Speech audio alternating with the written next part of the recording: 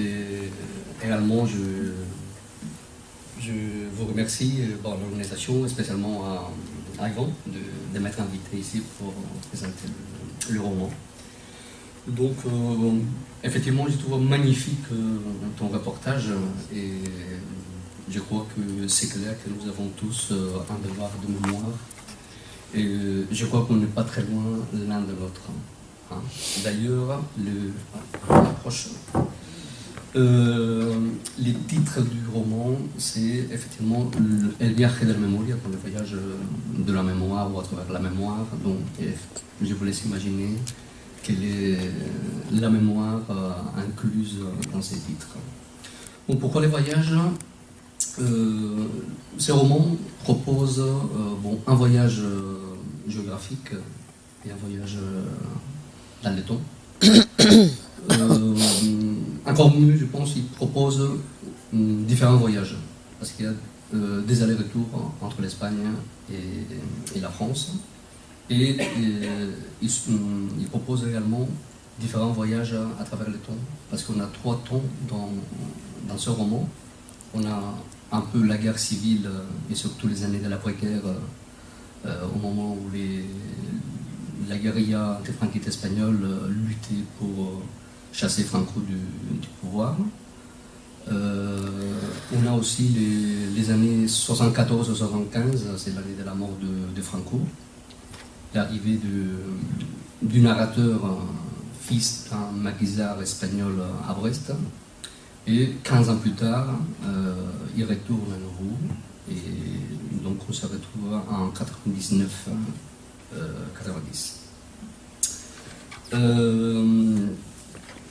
Le point de départ du roman, c'est justement le dernier, c'est-à-dire les années 89-90. C'est-à-dire que le roman suppose pratiquement toute une analepse, un retour en arrière pour essayer de récupérer justement la mémoire, récupérer ce qui s'est passé, l'histoire qu'on a voulu cacher au narrateur. Et quand je dis le narrateur, je pense à beaucoup d'Espagnols, à des milliers d'Espagnols. Donc c'est ça, c'est un retour en arrière pour connaître l'histoire que les vainqueurs ont voulu cacher et réduire au silence. Et justement, la structure du roman, certains disent qu'elle est un peu compliquée parce que les retours en arrière, c'est toujours compliqué dans la construction d'un roman. Mais justement, comme la mémoire n'est pas du tout chronologique, vous imaginez bien, elle n'est pas linéaire. Et donc, quand on essaie de récupérer la mémoire de beaucoup de personnes, de recueillir les témoignages comme on a trouvé là, donc effectivement, le roman, je me suis même pas posé la question, il ne pouvait pas être linéaire, effectivement. D'accord? Ouf, j'ai du mal un peu. Donc le sujet du roman part du maquis. Voilà, je préfère le nom de guérilla antifranquiste parce que c'était vraiment une armée qui s'est réfugiée dans les montagnes et qui a voulu reconquérir, continuer la guerre et chasser Franco du pouvoir. Donc je pars de l'année 52 où il y a eu un groupe de guerrilleros, de maquisards espagnols, trahis par leur chef dans les montagnes du sud de Granada, c'est la Sierra de la Sarquía. Et donc ces chefs-là, c'est un des groupes de guerrilleros les plus importants qu'il y avait en Espagne. Après El Águila, c'était l'agrupation guerrillera d'Aragon. Et donc la deuxième, surtout à cette période-là, c'était celle de Grenade. Donc on a la garde civile a réussi à attraper le chef, c'était Roberto, José Lozano Muñoz. à Madrid, où il préparait déjà la retirada, hein, c'est-à-dire le Parti communiste avait réussi déjà, vu qu'il était impossible de continuer la lutte à l'époque, donc ils ont commencé à retirer la guérilla, hein, les maquisards, mais dans le sud de Grenade c'était très difficile, ils étaient très déconnectés. Donc une fois qu'ils ont attrapé ces chefs, il a été, bon, je dirais, obligé de les trahir pour sauver sa vie, celle de sa famille. Donc du coup, il a fourni les renseignements nécessaires à la garde civile pour attraper une grande partie de son groupe, hein, l'agglomération Roberto, qui était ce qu'on appelait le 6e bataillon. Heureusement, il y a eu un petit groupe de guerrilleros là, de la Sarquilla, la Sierra de la Contraviesa, la Sierra de Lujar, qui, comme ils étaient déconnectés, parce que je ne sais pas ce qu'ils faisaient, je ne me souviens plus, ils n'ont pas été attrapés, ils ne sont pas tombés dans l'embuscade comme ses camarades, et donc ils ont compris qu'il fallait qu'ils quittent l'Espagne. Et donc du coup, ils entament un voyage, d'où les titres, hein, des 100 jours à peu près, les temps de traverser toute l'Espagne à pied, marchant la nuit pour se protéger. C'est ça la genèse de l'origine de mon roman. Et pourquoi je parle de là, c'est parce que, effectivement, on s'est retrouvés ces derniers jours, plusieurs générations. Je parle un peu de littérature. Il y a eu Alphonse Cervera l'autre jour, qui est quand même un peu plus âgé que moi. On a Giner ici, qui est, lui, il est plus jeune que moi. Est-ce que j'ai dit qu'il était plus jeune? Non, lui, oui, mais pas Alphonse. Et je suis un peu au milieu. Mais on voit qu'on retrouve quand même les mêmes points sur ces besoins de récupérer la mémoire. Et donc, quand j'étais petit, effectivement, on entendait toujours parler de los hombres de la Sierra. Ailleurs, on les appelait los hombres del monte. Bon, à Granada, c'est la Sierra, effectivement. Et dans l'imaginaire des gamins, ça a toujours créé des mythes. Donc, effectivement, il y en avait une partie pour qui ces gens étaient des héros, et pour d'autres, c'était des bandits. D'accord? Donc, je vais vous lire un court passage qui est quand même à l'origine de ce roman. Parce que quand j'ai commencé, je crois que c'est, bon, à part la structure, ce que je voulais faire, je vois que c'est si je me souviens bien, hein, que c'est les premiers passages que j'ai écrits, que j'ai considéré d'abord qui seraient les débuts de mon roman, et après ça a évolué. Donc je reviens, je vous le lis. Donc là, qu'est-ce qu'on raconte? C'est que finalement, le narrateur du roman, qui est à la recherche de la vérité sur son père, on lui a toujours dit, certains lui ont dit qu'il était un bandit, d'autres qu'il était un héros. Il n'y a que sa mère qui, beaucoup d'années plus tard, parce qu'elle a voulu le protéger quand même, elle lui a raconté que finalement, qui il était, mais d'une façon assez sommaire. Et donc lui, il est toujours en quête pour savoir qui était vraiment son père et qu'est-ce qui lui était arrivé vraiment. Donc je ne peux pas dire beaucoup de choses pour ne pas trahir quand même l'espoir, vous comprendrez bien. Donc je vous lis ces passages que je viens de résumer, hein, et justement parce que j'y tiens beaucoup, parce que comme je vous dis, il est à l'origine de ce roman. Dice, cuando pequeño me contaron que mi padre había sido un bandido al que habían matado, pero cuyo cuerpo nunca encontraron y que como su alma debía andar rodando por la tierra a igual que un ánima en pena en busca de su redención. Más tarde, cuando tuve edad de poder comprender o vislumbrar el sentido verdadero de ciertas cosas, fue mi madre la que me puso al corriente de una parte de la verdad sobre él, porque algunos aspectos le eran desconocidos y muchos otros debió suponer que no le incumbían a nadie, ni siquiera a mí, por más que yo fuese también parte doliente en el asunto. Pero había cuestiones que no debían trascender más allá de los contornos sentimentales y afectivos de una pareja, y como ella decía, algún día comprendería. Y en ese momento en ello estaba, en un intento casi metafísico por intentar intuir, ya que el hecho de comprender me parecía tan tangible que era difícil aplicarlo a lo que no era, o sea, a un muerto o a lo que de él quedase, jirones de recuerdos desmenuzables y difíciles de desglosar para mí, y cuando no, simples anécdotas que se podían considerar como leyendas poco fiables por lo increíblemente heroicas que resultaban a veces o por lo infamemente distractoras como se mostraban las más. Alors pour moi, c'est l'origine de ce roman. Après, je me suis posé beaucoup de questions, comment j'allais faire cette récupération de mémoire, et donc c'est là où apparaît Brest, étant donné l'importance de l'exil des réfugiés espagnols à Brest. Ces colloques le montrent bien, et je pense que tout le monde a pu voir l'importance. Voilà. Donc c'est un voyage fou de ces groupes de maquisards qui traqués par la guerre des civils, arrivent ici, et voilà, donc ils créent une nouvelle famille. Ils s'installent ici, comme dans le reportage qu'on vient de voir. Ils s'installent, ils deviennent français, mais ils n'oublient pas, évidemment. Donc le roman reflète, il ne parle pas seulement de la guérilla, il reflète également l'arrivée massive de ces réfugiés espagnols pendant la guerre civile, sur toutes les côtes bretonnes, sur la côte de Brest, évidemment. Et bon, ces exilés apparaissent, déambulent certains, ils apparaissent en filigrane.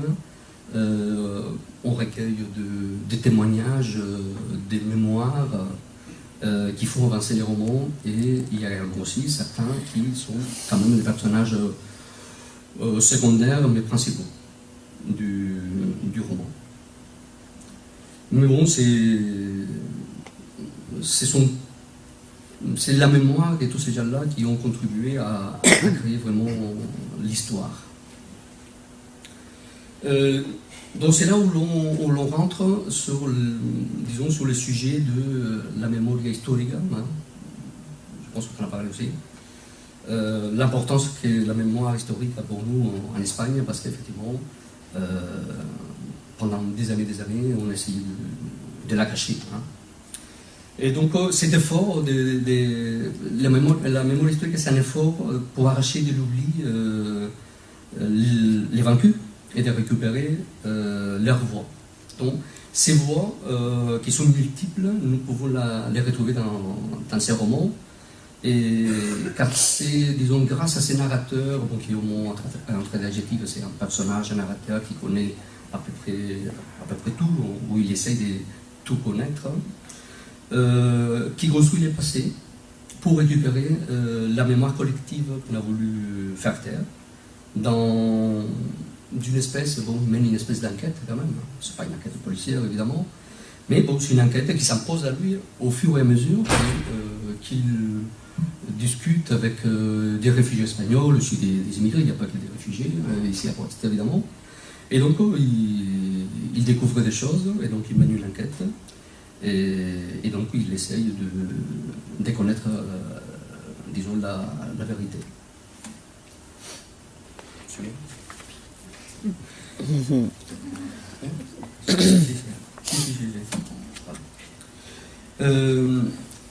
Donc le roman s'intéresse aussi, je trouve frappant parce que je me rapproche beaucoup de ton reportage, c'est qu'est-ce qu'ils sont devenus ces gens-là. Donc c'est-à-dire c'est pour ça que c'est pas seulement n'importe quel lecteur qui commence à lire, il s'agit sur la guérilla espagnole, pas seulement. C'est aussi qu'est-ce qui s'est passé avec ces gens-là après ici en France ou ailleurs, nous ici à Brest. Et effectivement, c'est ces gens-là et leurs descendants. Donc parmi les personnages principaux, il y a des descendants et il y a des gens qui étaient passés ici, des anciens républicains qui étaient là.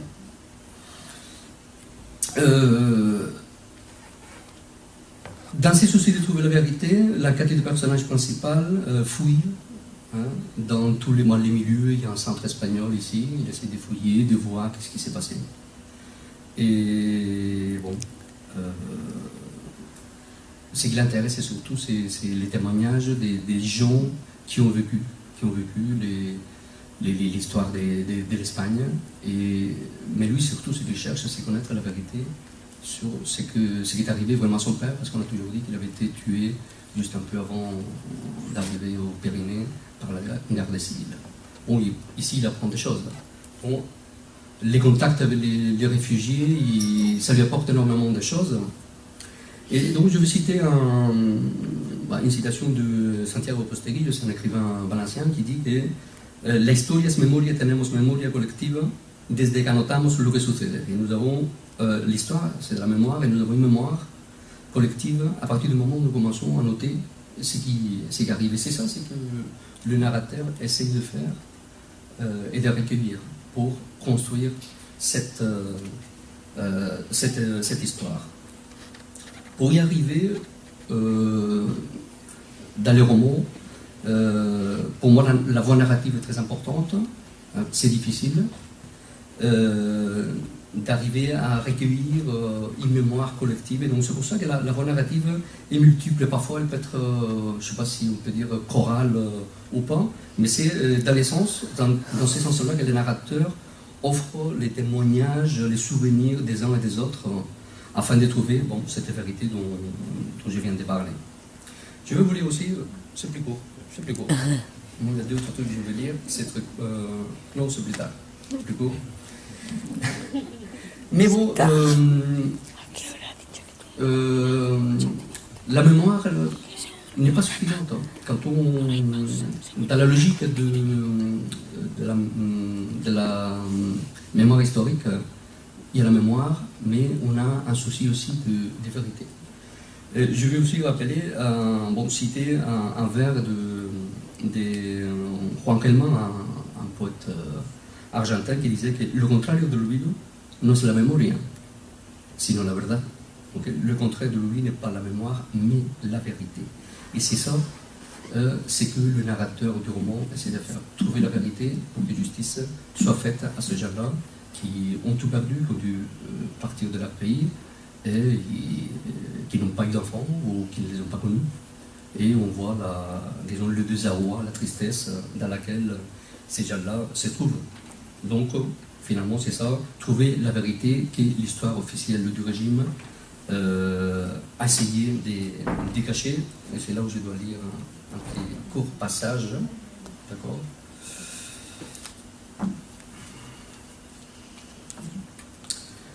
Dice, necesitaba conocer el último paisaje que vieron sus ojos.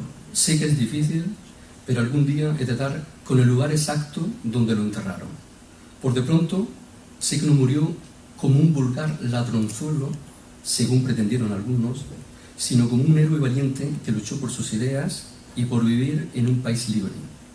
Creo que eso le acerca más al aura de un héroe qu'al de un bandido. Donc là, il arrive à la fin et j'espère que vous allez découvrir comment, mais il découvre ce qui s'est passé réellement, même s'il ne sait pas encore, comme beaucoup de gens en Espagne, ne savaient pas où ses parents ou sa famille sont enterrés malheureusement. Voilà. Quelques petites idées et j'ai fini. On est pressé. Donc, certains lecteurs qui croient qu'ils vont trouver la vie des maquisards espagnols, ça apparaît, il y a dans pas mal de chapitres, il y a des anecdotes, il y a des histoires qui sont racontées, qu'on reconstruit, mais toujours dans la logique du roman. Ce n'est pas un roman historique, hein. C'est une fiction basée sur des faits réels, mais son histoire, il faut trouver ça, la logique de l'histoire, la vérité de l'histoire, dans l'histoire fictive, hein, de la fiction. D'accord ? Et bon, pour finir, je vais finir quand même. Je vais utiliser un vers de Lusternuda, du poème 1936. Parce que finalement c'est l'objectif du roman. Recuérdalo tú y recuérdalo a otros, c'est-à-dire souviens-toi et fais que les autres s'en souviennent. Donc l'objectif de mon roman c'était ça, chercher une partie de ce qui a été caché pendant tant d'années pour faire la lumière et pour qu'on ne l'oublie pas surtout. Voilà.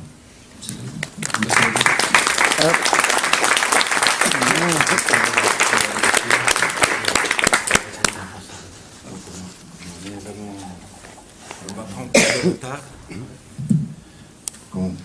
plus de retard, je propose on peut aller prendre un café, demander des questions justement, parler avec Miguel directement. Et juste le temps aussi de prendre le relais justement avec la dernière séance du colloque. Je pense que comme ça on va gagner un petit peu de temps. Bon, donc il y a un café qui nous attend, si vous voulez venir tous, c'est juste à côté. Merci. Moi, je vous guide.